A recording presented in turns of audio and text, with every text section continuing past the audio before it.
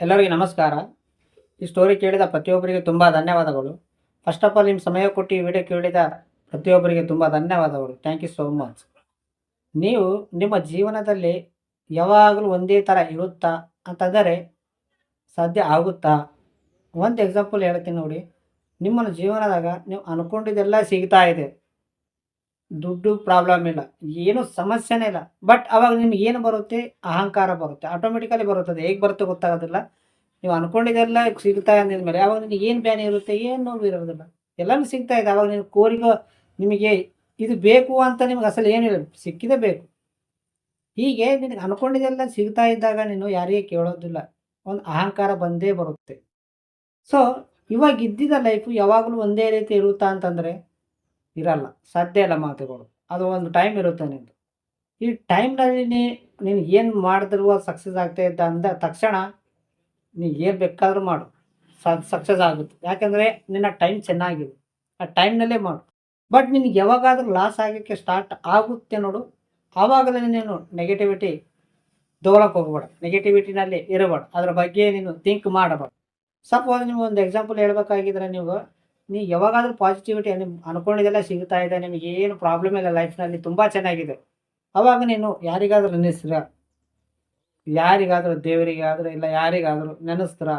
ಎಲ್ಲ ಮಾತ್ರ ಚೆನ್ನಾಗಿದೆ. ಅವಾಗ ನಿನಗೇನೂ ಕಷ್ಟನೇ ಇಲ್ಲ. ಅವಾಗ ಯಾರಿಗೆ ನೆನೆಸ್ತೀರಿ? ಯಾರಿಗೆ ನೆನೆಸೋದಿಲ್ಲ. ಯಾವಾಗ ನಿನ್ನ ಕಷ್ಟ ಬಂದಿರುತ್ತೋ, ಯಾವಾಗ ನಿನ್ನ ವ್ಯಾಪಾರದಲ್ಲಿ ಲಾಸ್ ಆಗುತ್ತೋ, ಆವಾಗ ನಿನಗೆ ಎಲ್ಲರ ಜೊತೆ ಮಾತಾಡೋದೇ ಆಗಲಿ, ಎಲ್ಲರ ಜೊತೆ ನಿನಗೆ ಕೇರ್ ಮಾಡೋದಾಗಲಿ, ಇವೆಲ್ಲ ಭಾವನೆಗಳು ಬರುತ್ತವೆ.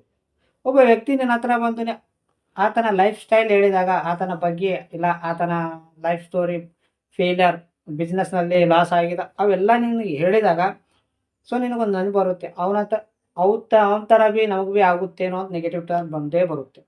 ಸೊ ಅವು ಬಂದ ಕೂಡಲೇ ನೂರಾರು ಡೌಟ್‌ಗಳು ಬಂದೇ ಬರುತ್ತೆ ನೆಗೆಟಿವಿಟಿ. ಅವನು ಹೇಳೋದಕ್ಕಿಂತ ಮೊದಲು ನೀನು ತುಂಬ ಚೆನ್ನಾಗಿದೆ. ಅವನು ಹೇಳಿದ ಮೇಲೆ ನಿನ್ನ ಮೈಂಡ್ ಖರಾಬ್ ಆಗ್ತದೆ. ಆವಾಗ ಒಂದು ನಿನ್ನ ಭಯ ಸ್ಟಾರ್ಟ್ ಆಗ್ತಾ ಇದೆ. ಸೊ ನನಗೂ ಇಂಥ ಲೈಫ್ ಆಗುತ್ತೇನೋ ಅಂತ. ನೀನು ಕೇಳೋದಕ್ಕಿಂತ ಮೊದಲು ನಿನ್ನ ಮೈಂಡ್ ಅನ್ನೋದು ತುಂಬ ಚೆನ್ನಾಗಿತ್ತು. ಯಾವಾಗ ನೀನು ನೆಗೆಟಿವಿಟಿ ತಗೊಂಡಿಯಲ್ಲ ಆವಾಗ ನಿನ್ನ ಮೈಂಡ್ ಅನ್ನೋ ಖರಾಬ್ ಆಗಿದೆ. ಒಬ್ಬ ವ್ಯಕ್ತಿ ಹತ್ರ ನೀನು ಫಸ್ಟ್ ಆಫ್ ಆಲ್ ಅವ್ರು ಏನು ಹೇಳುತ್ತಿದ್ದಾರೆ ಅನ್ನೋದು ಫಸ್ಟ್ ತಿಳಿಬೇಕು ನಾವು.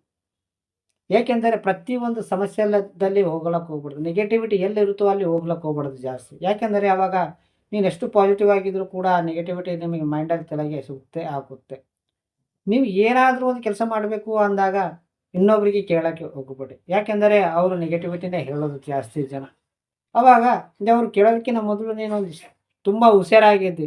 ಮಾಡಬೇಕಂತ ಮನಸ್ಸಿತ್ತು. ಬಟ್ ಒಬ್ಬ ವ್ಯಕ್ತಿ ಇದು ಮಾಡಬೇಕು ಅಂತ ಕೇಳಿದಾಗ ಅವರು ನೆಗೆಟಿವಿಟಿ ಹೇಳಿದಾಗ ನಿನ್ನ ಬಗ್ಗೆ ಇಲ್ಲ, ನೀನು ಮಾಡಬೇಕಂತ ಕೆಲಸಗಳ ಬಗ್ಗೆ ನೆಗೆಟಿವಿಟಿ ಹೇಳಿದಾಗ ಅವಾಗೇ ನಿನ್ನ ಮನಸ್ಸು ನೋವಾಗುತ್ತೆ. ಇದು ಮಾಡಬೇಕಾ ಮಾಡಬಾರ್ದಾ ಅಂತ ನಿನ್ನ ಡೌಟ್ ಬರುತ್ತೆ.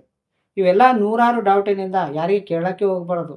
ಸೊ ನೀನು ಎಲ್ಲರಿಗಿಂತ ಇಂಪಾರ್ಟೆಂಟ್ ಒಂದು ನೆನಪಿಟ್ಟುಕೊಳ್ಳಿ. ಅವರಿಗೆ ಇವರಿಗೆ ಕೇಳೋ ಬದಲು ನಿನ್ನಲ್ಲಿ ಒಬ್ಬ ಇದ್ದಾನೆ, ತುಂಬ ಒಳ್ಳೆಯವನಾಗಿದ್ದಾನೆ, ಅವನಿಗೆ ಕೇಳಿ ಒಂದು 10 ನಿಮಿಷ ಕುಂತು ಪ್ರಶಾಂತವಾಗಿ ಇದ್ದು ನಿನ್ನ ಮನಸ್ಸಿಗೆ ನೀನು ಕೇಳೋಕು, ನಾನು ಇದು ಮಾಡೋದು ಸರಿನಾ ಇಲ್ಲ, ಇದು ಮಾಡಿದರೆ ಎಷ್ಟುವರೆಗೂ ಕರೆಕ್ಟು, ಎಷ್ಟುವರೆಗೂ ಸುಳ್ಳು, ಇವೆಲ್ಲ ಕೇಳುತ್ತೆ. ಯಾಕಂದರೆ ಅವನು ನೀನು ಮೋಸ ಮಾಡೋದಿಲ್ಲ.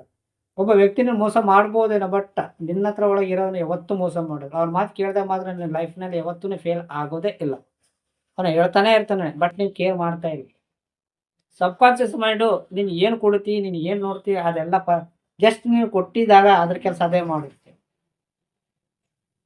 ಏನು ಅಂತಂದರೆ ನಿಮ್ಮ ಜೀವನದಾಗ ಬದಲಾವಣೆ ಮಾಡ್ಕೋಬೇಕು ಅಂದಾಗ ನೀವು ಯಾರ ಬಗ್ಗೆ ತಲೆ ಕೆಡಿಸ್ಕೊಂಬಂದಾಗ ನಿನ್ನ ಇಷ್ಟ ಬಂದಿದ್ದು ಮಾಡು. ನಿನ್ನ ಹತ್ರ ಯಾರೂ ಇಲ್ಲ ಅಂತ ಮಾಡು. ನಿನ್ನ ಲೈಫ್‌ನಲ್ಲಿ ಸಕ್ಸಸ್ ಆಗೋವರೆಗೂ ನೀನು ಸೈಲೆಂಟ್ ಆಗಿರು. ಇನ್ನೊಬ್ಬರ ಬಗ್ಗೆ ಥಿಂಕ್ ಮಾಡೋಕ್ಕೆ ಹೋಗಬೇಡ. ಮಾಡೋ ಮುಂದೆ ಭಯ ಅನ್ನೋದು ಇರುತ್ತೆ. ಆ ಭಯವನ್ನು ತೆಗೆದುಹಾಕಿದರೆ ರಿಯಲ್ ಲೈಫ್ ಸ್ಟೋರಿ ಆ ಥರ ನೀವು ಇರಬೇಕು. ಎಲ್ಲಿ ನಟನೆ ಮಾಡಬಹುದು. ಇವೆಲ್ಲ ನೀನು ಸಕ್ಸಸ್ ಆಗಬೇಕು ಅಂದರೆ ಇವೆಲ್ಲ ನಿನ್ನ ಹತ್ರ ಇರಬೇಕು. ಇವೆಲ್ಲ ನೀನು ಫಾಲೋ ಮಾಡಿದರೆ ಮಾತ್ರ ನೀನು ಸಕ್ಸಸ್ ಆಗುತ್ತೆ. ಅರ್ಥ ಆಯ್ತಾ ಫ್ರೆಂಡ್ಸ್? ಇಲ್ಲಿಯವರೆಗೂ ನೀವು ಸಮಯ ಕೊಟ್ಟು ಕೇಳಿದ ಪ್ರತಿಯೊಬ್ಬರಿಗೆ ತುಂಬ ಧನ್ಯವಾದಗಳು.